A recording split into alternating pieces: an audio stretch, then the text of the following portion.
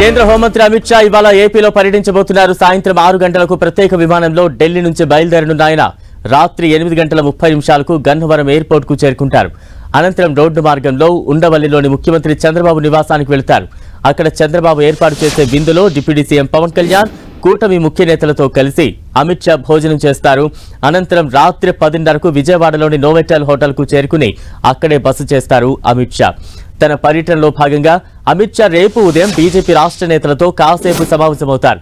11:30 కృష్ణా జిల్లా గన్నవరం మండలం కొడపావులూరులోని ఎన్డీఆర్ఎఫ్ 10వ బెటాలియన్ కు చేరుకుంటారు. అక్కడ జాతీయ విపత్తు నిర్వహణ సంస్థ ఎన్ఐడిఎం సౌత్ క్యాంపస్ ను ప్రారంభిస్తారు. ఈ కార్యక్రమంలో సీఎం చంద్రబాబు, కేంద్ర మంత్రులు రామ్మోహన్ నాయుడు, బండి సంజయ్, ఉప ముఖ్యమంత్రి పవన్ కళ్యాణ్, రాష్ట్ర హోంమంత్రి అనిత, ప్రజాప్రతినిధులు పాల్గొంటారు.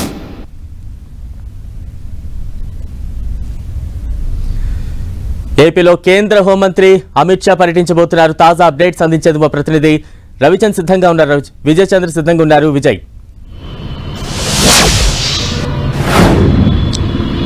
ఈరోజు కేంద్ర హోంశాఖ మంత్రి అమిత్ షా రాష్ట్రంలో పర్యటిస్తున్నారు. ఈ రోజు రేపు ఆయనకు సంబంధించినటువంటి కార్యక్రమాలు ఉన్నాయి. ఈ రోజు 6:30 ఢిల్లీ నుంచి బయలుదేరి విజయవాడకు రావడం జరుగుతుంది. అక్కడి నుంచి చంద్రబాబు నాయుడు నివాసానికి వెళ్తాడు. చంద్రబాబు నాయుడు నివాసంలో ఆయనకు ప్రత్యేకంగా ఏర్పాటు చేసినటువంటి విందులో ఆయన పాల్గొంటారు. ఈ కార్యక్రమంలో రాష్ట్ర మంత్రులు, కేంద్ర మంత్రులు కూడా పాల్గొంటున్నారు.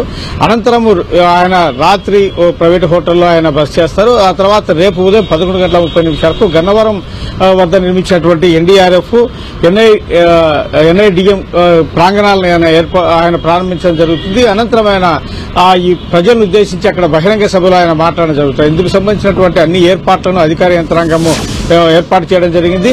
దీనికి సంబంధించి ఎక్కడా గానీ అమిత్ షా పర్యటనలో ఎక్కడా గానీ ఎటువంటి లోపాలు జరగకుండా అధికార యంత్రాంగం ఇదివరకే దానికి సంబంధించిన ఏర్పాట్లన్నింటినీ పర్యవేక్షించడం జరుగుతోంది.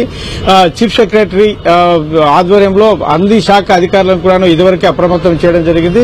అధికార యంత్రాంగం అన్ని కూడాను ఆయన వెళ్లేటువంటి మార్గాన్ని అయితేనేమి, ఆయన ప్రారంభోత్సవం చేసేటువంటి ప్రాంగణాలు అయితేనేమి, ఆ తర్వాత బహిరంగ సభ ఏర్పాట్లు వీటన్నిటిని కూడాను క్షుణ్ణంగా పరిశీలించడం జరుగుతుంది. ఎక్కడ ఎటువంటి అవాంఛనీయ సంఘటనలు జరగకోకుండా గట్టి బందోబస్తు చర్యలు తీసుకోవడం జరుగుతుంది. ఆయన వెళ్లేటువంటి మార్గం అంతటినీ కూడాను చాలా జాగ్రత్తగా అధికార యంత్రాంగము పరిశీలన చేయడం జరుగుతూ ఉంది. ఈ కార్యక్రమంలో పలువురు కేంద్ర మంత్రులు, రాష్ట్ర మంత్రులు అందరూ కూడా పాల్గొనడం జరుగుతుంది. ప్రజలను ఉద్దేశించి ఆయన మాట్లాడక ముందు అక్కడ బీజేపీ నాయకత్వంతో కూడా కొద్దిసేపు ఆయన సమావేశం కావడం జరుగుతుంది. రాష్ట్రంలో బీజేపీ బలోపేతమైతేనేమి, ఏ విధంగా ముందుకెళ్లాలి, జనంలోకి ఎట్లా ముందుకెళ్లాలి అనే దాని మీద బీజేపీ శ్రేణులకైనా దశాదిశ నిర్దేశం కూడా చేయడం జరుగుతుంది. ఈ కార్యక్రమాన్ని అంతటినీ విజయవంతం చేసేందుకోసం రాష్ట్ర ప్రభుత్వము అన్ని ఏర్పాట్లు చేయడం జరిగింది. Balaram, right, thank you Vijay.